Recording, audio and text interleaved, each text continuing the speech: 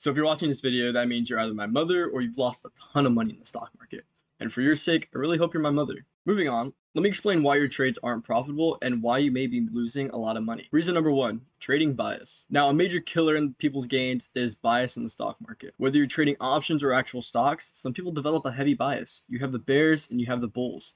You'll get bull rallies in a bear market. You see Graham Stephan making another video about the market's inevitable crash and why you should sell everything. And you get to see Wallstreetbets pumping up the Bed Bath & Beyond stock to the moon. No matter which end of the sword you're on, the blade is double-edged. Stocks move up and down no matter what kind of market you're in, but people develop denial and bias. Speaking of denial, let's look at reason number two, tunnel vision trading. Now we all know that one guy who tries to convince you that the stock he's investing in is the next big thing.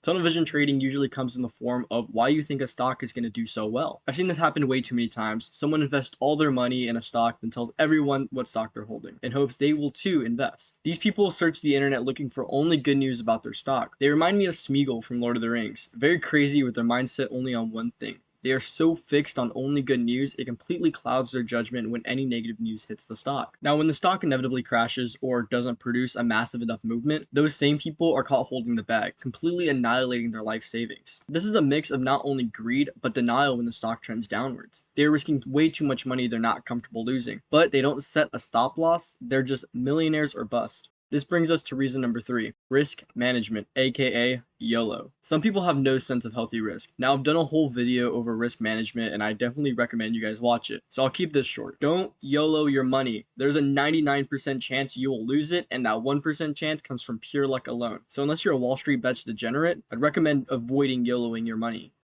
Reason number four, emotions. Now, trading while emotional is a big gain killer, and unfortunately it's something that every trader has to deal with. Whether you're happy or just angry, the market can have a serious effect on how you feel and even how you act the rest of the day. Emotions can sometimes be beneficial, as it can make you more cautious in certain trades. Some traders have said they developed a subconscious instinct over time that tells them whether to take a trade or to avoid one. Now, most of the time people deal with the emotions of greed. This causes them to hold a position that was profitable to turn it to negative. But not me though, I'm just built different. Another emotion that is most common is anger.